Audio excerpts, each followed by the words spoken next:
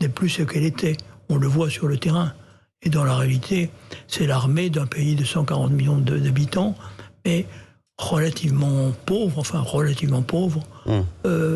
On dit souvent que son PIB est celui de l'Italie. Je pense qu'on ne peut pas raisonner comme ça. La Russie, c'est une réalité géopolitique mondiale. 17 millions de kilomètres carrés, dont 14 sont d'ailleurs constitués de sols gelés. Mais la Russie ne donnait pas le sentiment de pouvoir entreprendre une guerre d'agression contre l'Europe. Je ne crois pas qu'il le puisse d'ailleurs. C'est-à-dire, Jean-Pierre Chevènement, c'est important ce que vous dites qu'elle n'est pas capable peut-être d'atteindre les objectifs tels que Poutine les imagine, parce qu'en ce moment, est-ce qu'il faut croire d'ailleurs un changement tactique contraint des Russes qui reculeraient pour se concentrer sur le Donbass après avoir fait face à une très forte résistance ukrainienne et avoir subi, semble-t-il, de nombreux revers? Ou est-ce que c'est une sorte de stratégie de guerre qui est mise en place, puisqu'on le voit, là, lors des dernières heures, il y a eu le bombardement qui s'est poursuivi notamment sur la ville de Lviv? Au départ, on pouvait penser que les Russes voulaient mettre la main sur l'Ukraine, qui sont toujours considérés comme une sorte de province russe. Ce qui est vrai de l'Est de l'Ukraine depuis le milieu du XVIIe siècle, ce qui n'est absolument pas vrai de l'Ouest de l'Ukraine, qui n'a jamais été russe. Lviv, par exemple, dont vous venez de parler, s'appelait Lemberg. Avant 1914, c'était une ville austro-hongroise.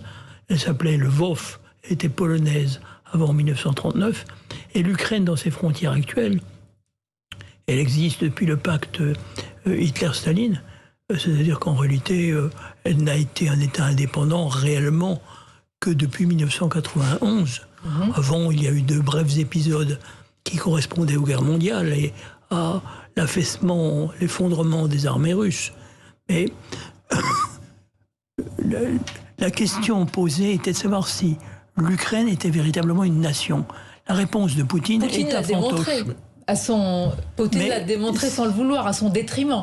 Il a fait la preuve du contraire, et l'Ukraine s'est révélée comme une nation beaucoup plus résistante qu'on le croyait, même dans les zones russophones comme Kharkiv, on ne parle que le russe. Eh bien, il y a une résistance tout à fait héroïque des Ukrainiens contre une armée russe qui était tellement supérieure en nombre. Donc, je pense que Poutine est en train de redimensionner à la baisse ses objectifs. Il n'envisage plus de mettre la main sur toute l'Ukraine.